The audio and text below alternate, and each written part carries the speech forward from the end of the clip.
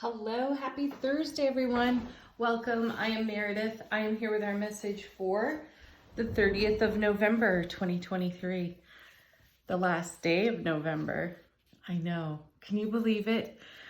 Woo. We're using Bonefire for our reading today. The sun is in Sagittarius. I think the moon is just in Cancer. Yes. Never checked my little moon diary first. The moon's in Cancer. We have our retrogrades going on. Tuning into the energy atmosphere. What's on offer? Our first card, Seven of Wands. Ooh, I'm delighted to see this because this is us taking action on our vision, on our bigger picture. And it's using all the success of the Six of Wands, victory and success there, and putting it to good effort in our world. And I like seeing this because we've seen so much of the Three of Swords and Temperance recently, which is divine alchemy. And this is us making more of what's on offer to us. Also taking a look through the looking glass of hindsight and garnering our gains, taking a look at our successes, which is fabulous for us. And we've been quite focused on how we are investing in the now based on prior experience, using the very best of our experience to our highest and greatest potential. And that is certainly showcased here in the Seven of Wands. And as you know, sevens, I tell you every time, it's heaven touching earth within us. I love seeing this card come out, especially after seeing so many challenge cards peppering the reading. You know, they've been supported. Our challenge cards have been supported by profound support cards that are all encouraging us toward a higher, greater outcome. Let's see what's next. Yeah. Ace of Pentacles, a card of great love. This is great love for the journey. This is great love within self-relationship. And this is a gateway of opportunity and abundance and options. We saw this with the Seven of Cups recently as well. We had a lot of option to choose from. And the message there was to choose through our heart space. And I feel like we've done that here. And we're stepping through the gateway of this beautiful ace. And remember that aces are divine and cosmic gifts. This is an energy that's being handed to us. We're being blessed by the presence of an ace, which offers the new opportunity of a brand new beginning somewhere, a fresh start. Let's see what's next. Yeah, beautiful. There's the Two of Cups. And there we are embracing. We are feeling much more unified within our self-relationship, which is allowing us to be more expansive in our Seven of Wands and to be even more bold as we step through gateways of opportunity and option that present themselves. So this is showing up in the way we desire to be met. It is an ever deepening and strengthening bond within self, which, face it, when you are feeling unified within your own heart space, you're unstoppable, really. You know, all of your creativity comes out. All of your inspiration is lit right up and you're going after your dreams. Next. Oh my goodness. And there's the Sun, the happiest card in tarot. You know, what a breath of fresh air this reading is, right? Because these cards are the result of your recent investment in your foundation, your world, your sphere of influence, Wheel of Fortune, and the way that you are being blessed because of what you are putting the emphasis of your attention upon within your life. What needs the most love? What needs the most refresh, right? Remodel, spiritual remodeling. We've been doing it. And these cards are a confirmation of our results.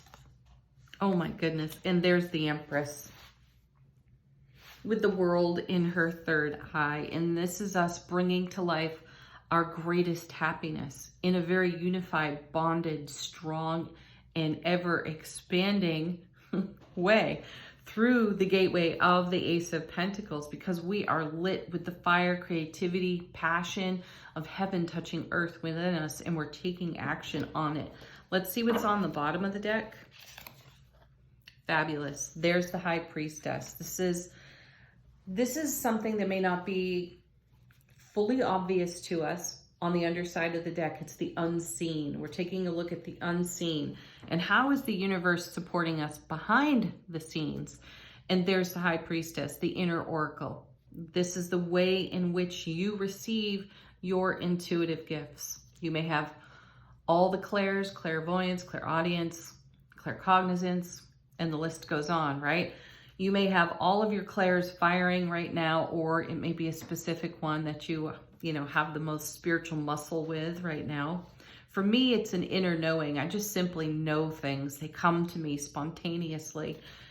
So I think that's claircognizance. Anyway, I feel that that's my strongest gift in terms of intuitive blessings. That and being an empath. Anyway, here's our beautiful High Priestess with a not so obvious message. So because she comes off the bottom of the deck in the unseen. So trust that your intuitive juices are stirred up. They are firing. A message is incoming. So pay attention to what is subtle. That's what I feel when I see her card today. Oh my gosh, and there it is. There's the Three of Swords coming around one more time, lurking in the unseen. But not really, because it's sitting right next to the High Priestess. I feel this is further confirmation for us that the energy of that Three of Swords is still working its way out or into a more expanded awareness for us, so that we can continue to garner our gains and channel our gains into an action, a passionate, creative action that we take on our own behalf, Two of Cups, so that we do show up in the way we desire to be met, in the greatest happiness there can be, Sun card, and giving life to, more vibrancy to all of our dreams and how they are fulfilled and how we give birth to them. So the Three of Swords still holds a place of prominence within the reading. I like that it's in the unseen and coming off the bottom of the deck next to the High Priestess, because this means we do have an eye on it, even if it's not a dominant energy right now. Next card. Oh, perfect. Look at this. Three of Swords, Four of Swords. See progress. We're not lingering in that energy. We're making more of it. And the beauty of the Four of Swords is that it is peace, rest, and relaxation for the spiritual warrior, right? So we're at rest. We are at ease. We are in the grace of some kind of fulfillment that we are taking action on. We're doing it in a very relaxed way, because this is a card of preparation. It's super stable because it's a 4, and it is a card of preparation for whatever comes next, whatever comes out of the actions we're taking and the new opportunities on offer to us between the Seven of Wands and the Ace of Pentacles. So we're prepared for, we need a drum roll. Oh, the Fool, nice. Yeah, a whole new journey. Living without the fear of consequence, right? Because we have walked through the challenges that the Three of Swords has presented previously. I love that this is the Fool showing up here, because some of us might be taking our first steps on a new journey after a Three of Swords life experience. And that could be tentative for some. It could be tender feeling within our emotional awareness. Though look, you being unified within self-relationship, our divine masculine, divine feminine, embracing, showing up in the way we desire to be met, gives us the confidence to take the first steps on a new leg of a journey, because we're prepared because of walking through the fires of the Three of Swords previously. And we have our intuition to guide us. And then we have, yes, See, this is what I'm talking about at the very beginning of the reading. We've had some challenge cards come out of the deck. Certainly the Three of Swords meets the criteria. Look at the support cards though. We have the Ace of Cups, love, bliss, joy, happiness on overflow, a divine and cosmic gift coming our way that we don't necessarily see clearly right now, though we have the confidence, Seven of Wands, to take a step on a new leg of the journey because we're prepared, because we've navigated a Three of Swords, and we have our intuition listening, whispering to us, and we're listening to it. And we've also garnered our gains and seen incredible results over here with the Sun and the Empress. I was going to stop there. Look at this though. There's the Death card. And the Death card and the High Priestess love to come out together on this tarot table. And that thrills me because it means that we're seeing potential obstacles within our self-relationship and how the ego might like to run the show or take over and be super protective and keep us from ever taking that first step on a new leg of the journey. Though with the Death card, we've got transformation. We've got an ending and a new beginning all happening simultaneously because we're listening to our intuition, even if it is the barest of a whisper. We sense it, feel it, know it, and we're taking action on it. And that's fabulous because the Death card clears anything off our foundation that would limit us, because the High Priestess is able to make us aware of it. So where we might choose to be limited based on prior experience, we're now stepping past that Fool card and venturing onward into some of our greatest happiness ever in these now moments. And we're willing to expand on that and continue to grow it with the Sun and the Empress showing up in the reading. It's this fire over here in the Seven that has touched off this new leg of the journey. And that's fabulous because it's all based on creating heaven on earth within self-relationship. You find your greatest happiness there. You will be met, Two of Cups, by your greatest happiness everywhere else. Yeah. All right, angel answers. If you've got a question, put it to the deck. If you're looking for confirmation on something, let these cards do that for you.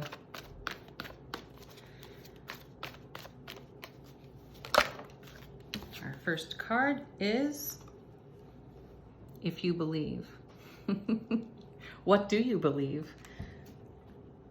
Good question, right? What do you believe? And how is that? How is your how is your belief blessing your journey? Or how is your belief limiting your journey? Check that out for yourself. Make some shifts and changes if they're required. Next. It's up to you. Great confirmation. Yeah, you're under your own sail here. You're under your own power.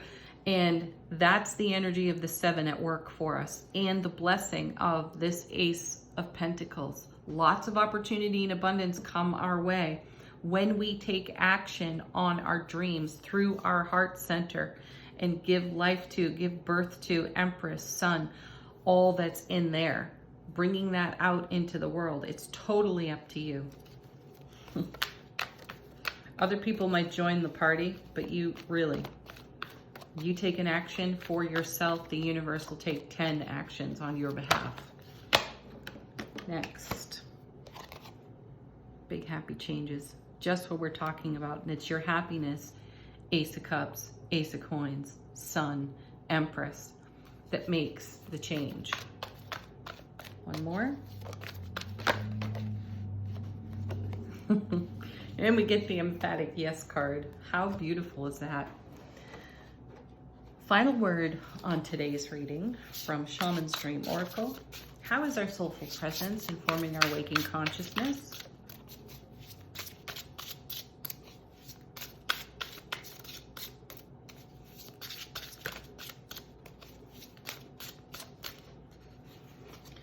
Here we go. We've got Fortune's Wheel. Luck and right timing. Yeah, that's divine flow. Get into the divine flow and allow yourself to be blessed by your own good fortune that you planned for ahead of time. and you have unified with within yourself. Have a beautiful Thursday, everyone. Celebrate the last day of November. Get excited for the first day of December. Peace, love, joy, happiness. Namaste.